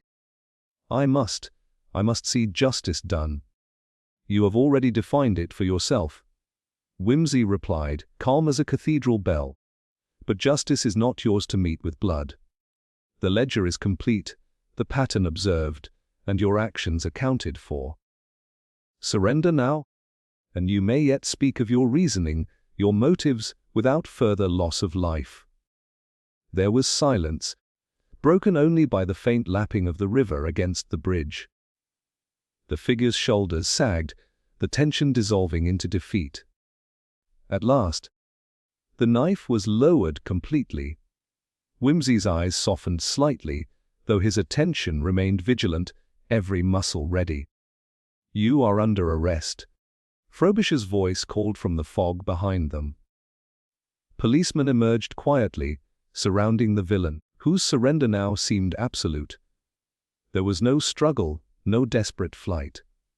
The careful choreography of his crimes, the pattern he had so meticulously maintained, ended here, at the point of confrontation. He had never anticipated recognition and inevitability. As the officers moved to secure him, Whimsy stepped back into the shadows, allowing the rhythm of the night to continue, silent and observing. He had orchestrated the final encounter with the same precision that had allowed the villain to manipulate time and place for so long. The trap had been laid not with force, but with understanding. The anticipation of compulsion, the recognition of motive, and the exploitation of pattern. Bunter approached quietly, placing a hand on Whimsy's shoulder. Well executed, my lord. It seems the game is finally over. For now. Bunter, Whimsy said, eyes still on the receding fog. The game may end for him, but the consequences of his acts will ripple outward. The ledger has been balanced, yes, but the shadows he cast remain. Our task is not complete until every trace of his influence has been addressed. The villain, now restrained, glanced back at Whimsy with a mixture of fear, defiance, and a hint of reluctant respect. You understood me," he muttered. "I understood enough," Whimsy replied softly. "Enough to anticipate, enough to prevent further harm, and enough to ensure that your obsession cannot claim another life." As the fog shifted and thinned under the rising moon, the bridge stood quiet once more. The Thames flowed silently below, carrying away the echoes of past violence. And Lord Peter Wimsey, calm, composed, and ever observant, finally allowed himself to exhale. The final confrontation had been resolved, the pattern exposed. And the shadow that had loomed over Platform 7 and beyond had been brought into the light. The night air over London had cleared slightly, revealing a sky pale with early dawn. The Thames reflected the scattered glow of gaslights, and the city seemed to exhale, as though relief itself had settled over the streets. Whimsy walked along the embankment, Bunter at his side, the villain now securely in custody and transported to Scotland Yard. The case, at least as far as the public eye was concerned, had reached its conclusion. The pattern had been discerned, the compulsion understood, and the crimes brought to an end. Yet, as Whimsy reviewed every detail, a small dissonance nagged at him. A detail dismissed too quickly, a witness too eager to cooperate, a fact too neatly resolved. It was not the villain, not Latham's obsessive moral calculus, that unsettled him now, but the periphery of the puzzle. Something, or someone, had eluded the lattice he had so carefully reconstructed. He returned to his study, spreading the recovered notes, maps, and letters once more across the table. Bunter watched silently, aware that the calm of resolution was deceptive. Whimsy's fingers lingered on the scrap from Blackfriars, then moved to the golden key, turning it between thumb and forefinger. Something subtle, nearly imperceptible, made his eyes narrow. "Bunter," he murmured, "all our focus has been on him. The man whose obsession we traced and whose pattern we exploited. But consider the timing of the second murder, the vanishing valise, and the Charing Cross incident. Everything pointed to Latham's compulsion, yes, yet there was one movement that did not fit the rhythm. One action that he could not have executed alone." Bunter tilted his head. "You mean there is another hand involved?" "Yes. And not merely assisting, but orchestrating, shaping events to mislead both Latham and ourselves. Consider the notes. Scraps that appear, disappear, or are intentionally misread. The thefts that coincided with Latham's predicted actions. Someone ensured that no matter how well we traced him, the trail would appear to end at his feet, while the actual leverage remained elsewhere." Whimsy's mind raced. He revisited the testimony of the witnesses, scrutinized each alibi, and focused on the one person everyone had trusted implicitly, the one whose eagerness to aid the investigation had seemed almost too earnest. Mrs. Mortimer, he realized, had provided crucial information that guided him toward Latham, but had she done so of her own volition, or had she been nudged by another mind entirely? The thought chilled him. He rifled through the correspondence again, tracing the lines and penmanship with meticulous care.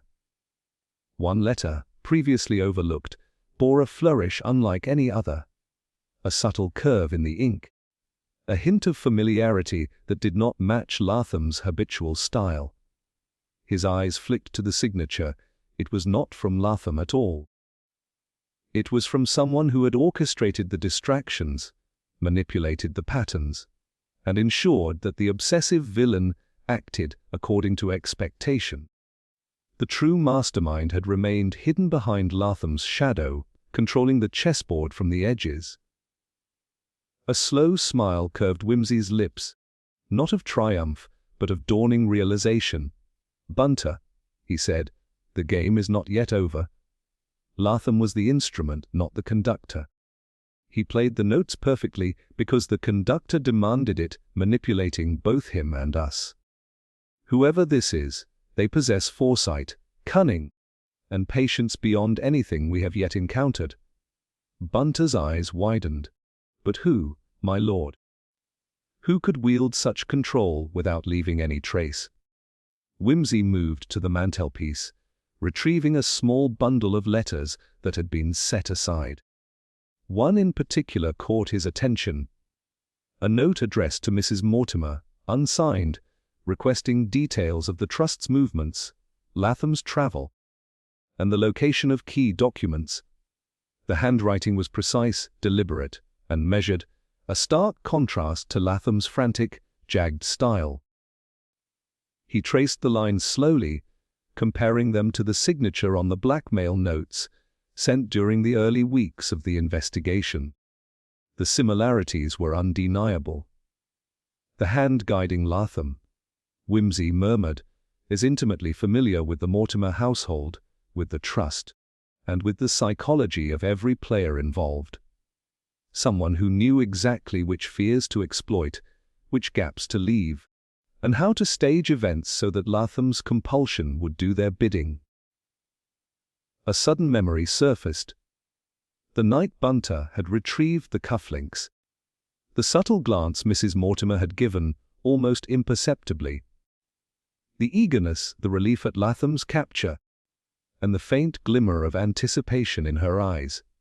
It had seemed innocent, perhaps even grateful, but now it struck Whimsy with sudden clarity. "Bunter," he said, voice taut with controlled excitement, "I fear our true adversary has walked beside us quietly, posing as ally, Mrs. Mortimer has not been the innocent witness we assumed. Her knowledge, her direction, her subtle guidance, these were never acts of fear alone.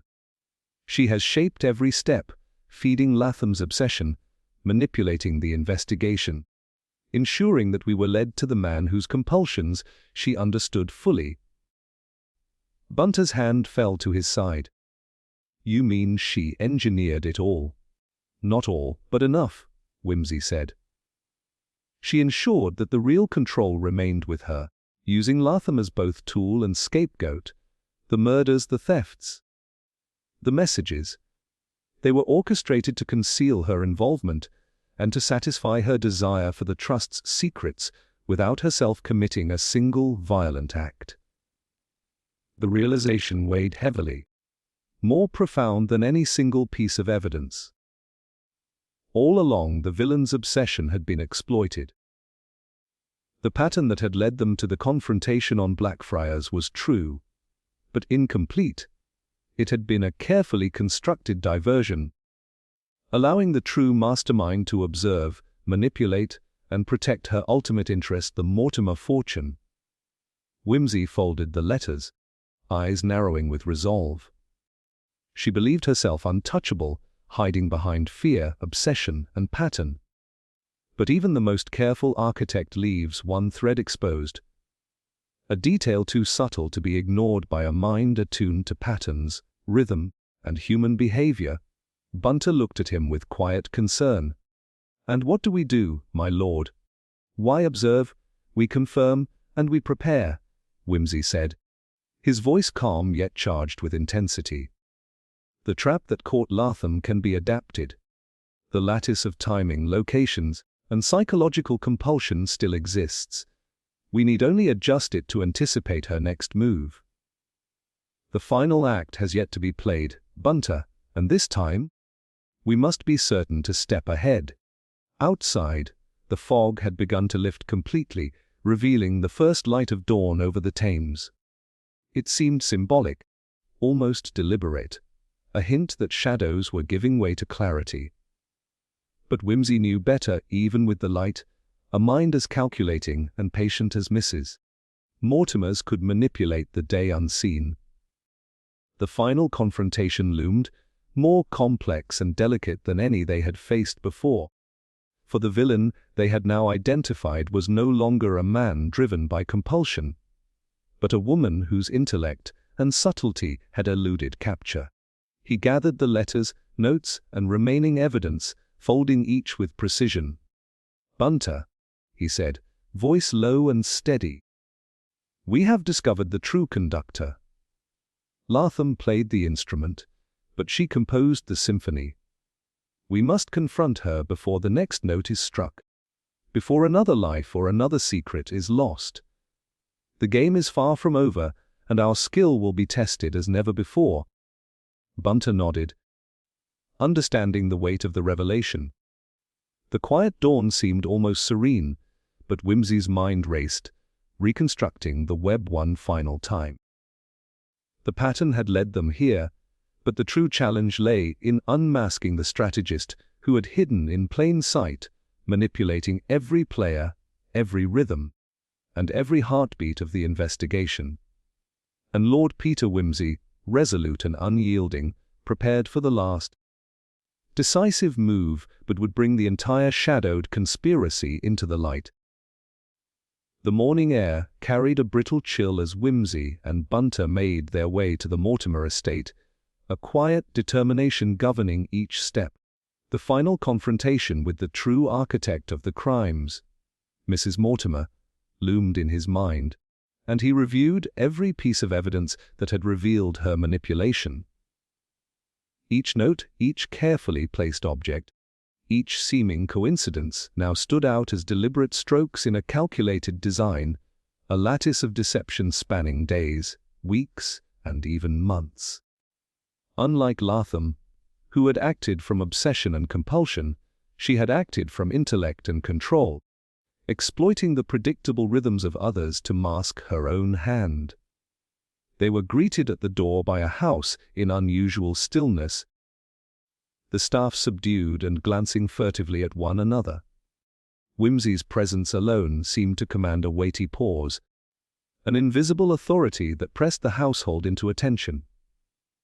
Mrs. Mortimer appeared shortly, poised yet tense, her careful demeanor intact, but with an underlying tension that betrayed awareness of the web closing around her. Her hands rested lightly on the banister, her eyes steady but calculating. "Lord Peter Whimsy," she said, her voice smooth, but with a slight quiver beneath the surface. "I presume your visit is professional?" "Entirely, madam," Whimsy replied, eyes scanning the room, noting the subtle placement of objects. The absence of certain letters that had been previously visible, the faint trace of a displaced carpet edge. "Yet the evidence suggests that your involvement in the recent affairs extends beyond mere observation. I trust you will permit me to speak frankly." She inclined her head, an almost imperceptible acknowledgement of the challenge laid before her. "I am listening." Whimsy began slowly, deliberately, tracing the sequence of events that had unfolded: the theft of the valise, the intercepted courier, Latham's compulsive murders, the vanishing cufflinks, the cryptic notes, and the final confrontation on Blackfriars Bridge. He outlined how each act, previously attributed solely to Latham, bore the fingerprints of guidance, the influence of a mind capable of anticipating not only Latham's actions, but those of the investigators themselves. "Consider the notes sent to you," he said, lifting the small bundle with care. "Their content, handwriting, and timing differ from Latham's known compulsions. They instructed, guided, and confirmed actions, subtly shaping his pattern and, indirectly, mine. Only a mind with access, foresight, and understanding of both victim and villain could have orchestrated this. That mind belongs to you, Mortimer." A flicker passed over her face, quickly masked by her composure. "You presume too much, my lord. I have merely assisted in preserving evidence and protecting my family's interests." "Assistance requires guidance," Whimsy said, stepping closer, voice even but edged with inevitability. "Guidance requires anticipation. Anticipation implies orchestration. You have, knowingly or not, manipulated Latham into acting according to your will, ensuring that the evidence appeared as though a single compulsive villain was responsible. Yet the patterns, the deviations, the subtle flourishes, the very discrepancies that drew my attention, reveal your hand unmistakably. Mrs. Mortimer's lips pressed thin. You are clever, Lord Peter, perhaps too clever for comfort. And yet, Whimsy replied, voice calm. Cleverness alone does not absolve one of accountability. The theft, the manipulation, the deaths that followed, all occurred under your indirect direction. The pattern was clear to those who knew where to look. The signature you left was subtle, almost imperceptible, but it existed. And I have read it. For a moment, she considered him, calculating, measuring the risk of denial versus confession. Then she straightened fully, a shadow of defiance softening her tension. Even if what you say is true, she murmured, you cannot compel me to reveal more than I wish. The law may arrest, but the mind is my own. Whimsy tilted his head, expression gentle but unyielding.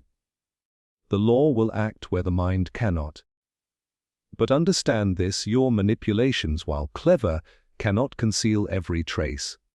You have constructed a lattice of guidance and control, yes, yet even the most meticulous architect leaves openings, errors, inconsistencies, faint tremors in behavior that reveal motive. I can account for every step you orchestrated, and I can anticipate every movement you attempt to conceal. Justice, in this instance, need not rely solely on confession. It is already written in your own traces. A long silence filled the room. The tension was tangible, a taut string stretched between knowledge and fear. Mrs. Mortimer finally spoke, voice low. And if I leave, Lord Peter, if I disappear before your justice is fully enacted, then the evidence will speak, Whimsy said, eyes unwavering. The letters, the notes, the manipulated patterns, they form a record that even absence cannot erase.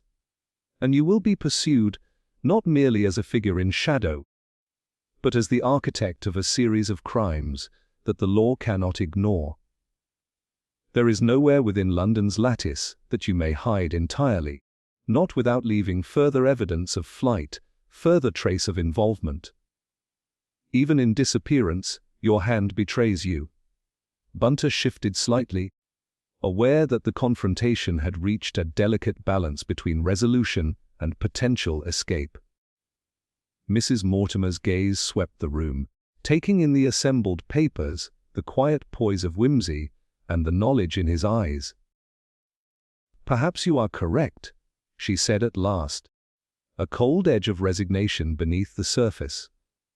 Perhaps it is better to leave now, before you close the final net. Whimsy's voice remained calm, even almost mournful. You may attempt to leave, but understand this: the pattern is complete, and every act you have orchestrated has been recorded, traced, and interpreted.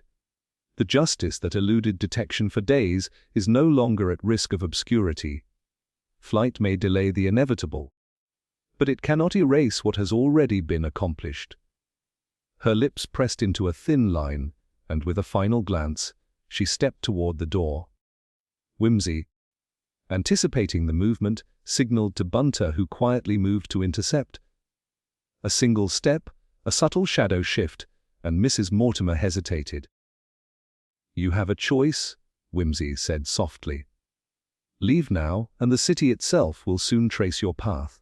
Remain, and the consequences are immediate. The evidence, the pattern, the record of manipulation, everything leads to you. Justice will be served, one way or another. For a heartbeat, the room held still. Then, almost imperceptibly, Mrs. Mortimer withdrew, moving past Bunter with a fluid grace, slipping into a waiting carriage she had evidently prepared. Whimsy watched as the carriage disappeared down the lane, fog swallowing it into shadow. He exhaled quietly, a mixture of relief and unease settling over him. The case was concluded in one sense. Latham had been stopped. The immediate threat neutralized. But the mastermind, the true architect, had escaped into the mists of London. leaving behind a lattice of clues and a record of manipulation that could be pursued but not yet fully secured. Wimsey returned to his study, laying out the evidence one final time. The pattern of manipulation, the deviations in rhythm, the subtle traces left intentionally, everything could be explained, reconstructed, and used to understand the villain's mind. Even Mrs. Mortimer's flight did not diminish the detective's comprehension of the web she had woven. Bunter, ever attentive, remarked quietly, "So justice is partial, my lord." "Partial, yes, in form," Wimsey said, eyes tracing the lines on the map once more. "But complete in knowledge. The truth is fully revealed, the hidden hand accounted for, and the subtleties understood. The city may never know her role, but we do. And with understanding comes power, the power to anticipate, to interpret, and to prevent further misdeeds. Justice, in its fullest sense, has been served, if not yet enacted fully." He leaned back, fingers steepled, the morning light falling across the array of evidence. The web of crime, manipulation, obsession, and intellect lay before him, complete and transparent. Latham's compulsions had been predicted, the patterns traced, the mastermind identified, even if she now escaped into the labyrinth of London. The game was concluded in principle, if not in totality, and once more, Lord Peter Wimsey's insight proved one step beyond the most cunning of minds. Yet as he glanced toward the fogged streets outside, a small, lingering unease remained. The city was quiet, the Thames smooth beneath the dawn, but the shadows had not entirely vanished. The pattern was understood, the web exposed, but in the world of human cunning, sometimes knowledge alone is not enough. Justice had been served or escaped, and the balance between them, for now, was held delicately in Wimsey's keen hands. Wimsey stepped out into the early morning streets. The city still hushed under the soft haze of dawn. The carriage that had borne Mrs. Mortimer away had vanished into the winding alleys, leaving no trace but the faint echo of hooves on cobblestones. Bunter walked beside him, careful to match the detective's measured pace, though the weight of uncertainty lingered between them. The immediate danger had passed. Latham was confined, the manipulated murders understood, when the web of influence traced to its architect. But London, with all its labyrinthine streets and hidden corners, never allowed a case to close neatly. The fog, now breaking into thin shafts of pale sunlight, seemed almost alive, curling around lampposts and riverbanks, suggesting secrets yet untold. Wimsey's mind, ever restless, replayed each detail of the investigation, the subtle variations in Latham's handwriting, the timing of the letters, the precise placement of objects meant to mislead or signal. Even Mrs. Mortimer's flight had not erased the unmistakable markers she had left behind. Tiny inconsistencies, almost imperceptible shifts, all of which revealed her presence as surely as footprints in the sand. Yet one detail nagged at him with the persistence of a whisper in the mind. A single note among the bundle he had reviewed countless times, overlooked in the rush of the final confrontation. Its handwriting matched neither Latham nor Mrs. Mortimer exactly. The ink was darker, the strokes deliberate but faintly hesitant, as though the writer had sought to imitate another hand. The content itself was cryptic, containing no instruction, no direct manipulation, only a brief message: "The ledger is never complete. Watch the 7th hour again." Wimsey paused mid-step, fingers brushing the lapel of his coat. "Bunter," he said quietly, "this was not meant for Latham, nor for immediate comprehension. It was a message left for anyone clever enough to read between the lines, to notice the invisible hand behind the apparent chaos. But whose hand is this? And what game remains to be played?" Bunter, frowning, glanced around the quiet street. "Could it be another accomplice, my lord?" Or someone who knew of her manipulations and seeks to correct or continue them? Perhaps, Whimsy mused, eyes narrowing. Or perhaps someone entirely unknown, whose motives are as carefully concealed as Latham's compulsions once were. This note suggests intention, observation, and a calculation beyond what we have yet unraveled. Even now, the game is extending itself beyond our current understanding. They walked on, the sound of the river murmuring alongside them, carrying the memory of past crimes and the faintest hint of threats still unresolved. Whimsy's gaze drifted to the bridges spanning the Thames, imagining the movements of unseen figures, the strategist who had guided Latham, the observer leaving cryptic markers, the countless ordinary Londoners oblivious to the intricate web of human obsession and ingenuity unfolding around them. The beauty, Bunter, he said, voice low and contemplative, is that the pattern, once revealed, continues to suggest yet more patterns. A single note, an overlooked discrepancy, a subtle deviation in behavior, all may signify another layer, another act, another mind at work. We have resolved what we could. But the ledger of human folly is never complete. Even when the immediate threat is contained, the possibilities remain, endless and unseen. Bunter shivered slightly, the chill of the dawn mingling with a sense of apprehension. So we are to remain vigilant. My lord. Always vigilant, yes, Whimsy said, his tone calm but resolute. A detective's task is never merely to resolve the present, but to anticipate the unforeseen, to understand the motives that lie beneath appearances, and to perceive the patterns others cannot see. We have caught Latham, traced Mrs. Mortimer, but another mind may be poised to act, guided by impulses or ambition we have not yet perceived. The note is a reminder: no mystery ends fully, and no pattern is ever truly closed. They turned a corner, and Whimsy's eyes caught sight of a familiar landmark. Platform 7 at Charing Cross, where the first thread of this tangled web had begun. The memory of the initial crime, the baffling evidence, and Latham's compulsive movements filled his mind. For a moment, the past and present coalesced. A quiet reminder of how easily human obsession could be manipulated and how fragile the line between order and chaos could be. He paused at the platform edge, looking at the empty tracks gleaming faintly under the morning light.